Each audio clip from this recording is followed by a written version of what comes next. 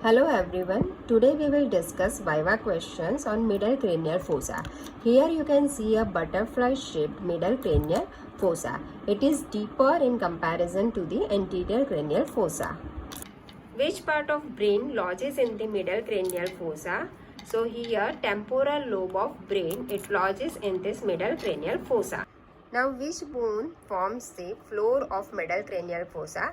So here you can see in the median region, floor of middle cranial fossa, it is formed by the body of sphenoid bone and the greater wing of sphenoid on each side. Then we have squamous temporal bone. See here you can see from the external aspect, this is squamous temporal bone. So this one is squamous temporal bone, and then anterior surface of petrous temporal bone. Okay. So that form the floor of middle cranial fossa. What is scala turcica? So here you can see the upper surface of body of sphenoid bone.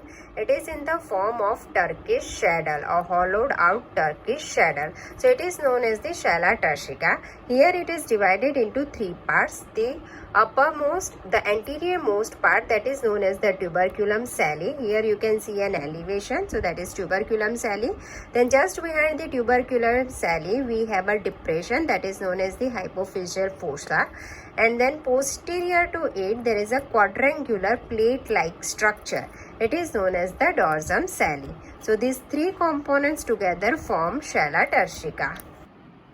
Now here you can see this is tuberculum sali, which is a part of the body of sphenoid bone. Okay, so what is the attachment on the tuberculum sali? Diaphragma sali, it is attached on this tuberculum sali. Now which structures lodges in the hypophyseal fossa? So in the hypophyseal fossa we have hypophyseal gland. It is also known as the pituitary gland. What is the attachment on dorsum sali? So here you can see this is the dorsum sali, and at the upper margin of the dorsum sali we have an attachment of diaphragma sali. So diaphragma sali, it is attached on the tuberculum sali and on the upper margin of this dorsum sali. Attachment on posterior clinoid process. So here you can see at each end of the dorsum sali we have a projection, and that projection is known as the posterior clinoid process. This posterior clinoid process, it provides attachment to the attached margin of tentorium cerebelli. So here you can remember there are two margins of tentorium cerebelli. Free margin, it is attached on the anterior clinoid process.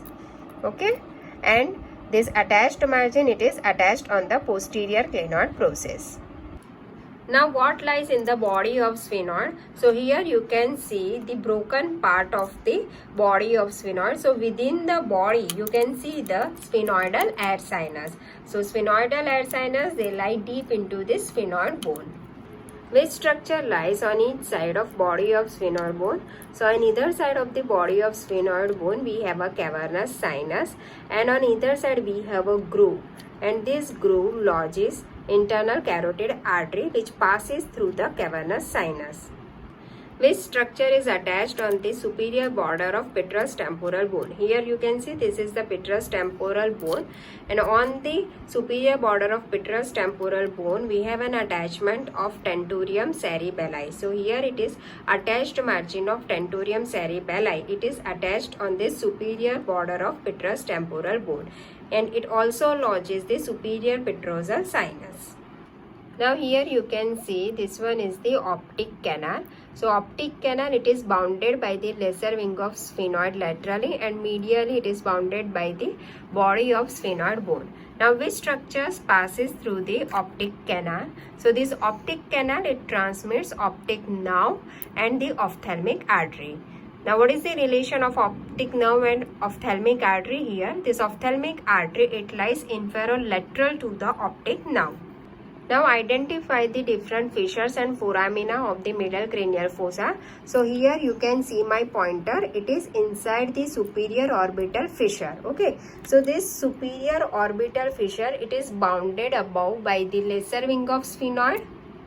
Okay, this is lesser wing of sphenoid, and below it is bounded by the greater wing of sphenoid. Now here you can see the superior orbital fissure, it leads into the orbit. See this, it opens into the orbit. Now other foraminas, they are in the greater wing of sphenoid. So here you can see the first foramen which lies just behind the superior orbital fissure, that is foramen rotundum. Okay, so this is foramen rotundum. Then inferolateral to foramen rotundum we have another foramen. So this foramen, it is foramen oval, and inferolateral to the foramen oval we have foramen spinosum. So we have from before backward, the first one is the superior orbital fissure. Okay, then just behind the superior orbital fissure we have foramen rotundum. Then inferolateral to foramen rotundum we have foramen oval, and inferolateral to foramen oval we have foramen spinosum. And here you can see another foramen. So this foramen is known as the foramen lacerum. Which structure passes through the foramen rotundum? So this foramen rotundum, it transmits maxillary nerve and it passes to the pterygopalatine fossa. Now which structure passes through the foramen oval? You can remember it as a male, M-A-L-E. M stands for the mandibular nerve, E stands for the accessory meningeal artery, L stands for the lesser petrosal nerve, and E stands for the emissary vein. So here we have nerves, veins and arteries, M-A-L-E. Which structures passes through the foramen spinosum? So you can remember it as M3, middle meningeal artery, middle meningeal vein, and the meningeal branch of mandibular nerve. They pass through the foramen spinosum. Now which structures passes through this superior orbital fissure? Here you can see superior orbital fissure, it opens into the orbit. So structures which passes through the superior orbital fissure, they are divided into three parts by the common ring of Zane. So medial part, intermediate part, medial part, then intermediate part and the lateral part. Okay. So from the medial part, it transmits, you can remember it as LFT, that is the lacrimal nerve, frontal nerve and the trochlear nerve. Then it also transmits the superior ophthalmic vein and the two arteries. One is the meningeal branch of the lacrimal artery and anastomotic branch of middle meningeal artery. Then middle part, it transmits the nerves, that is the oculomotor nerve, superior and inferior division of oculomotor nerve. In between these two divisions, we have nasociliary nerve and the sixth nerve, that is the abducent nerve. So here you can remember that all these nerves, they supply the extraocular muscles of the eyeball. So all these structures passes to the orbit. So we have third nerve and this sixth nerve, it passes from this middle part of the superior orbital fissure, and lateral part, it transmits the inferior ophthalmic vein and the sympathetic plexus around the internal carotid artery.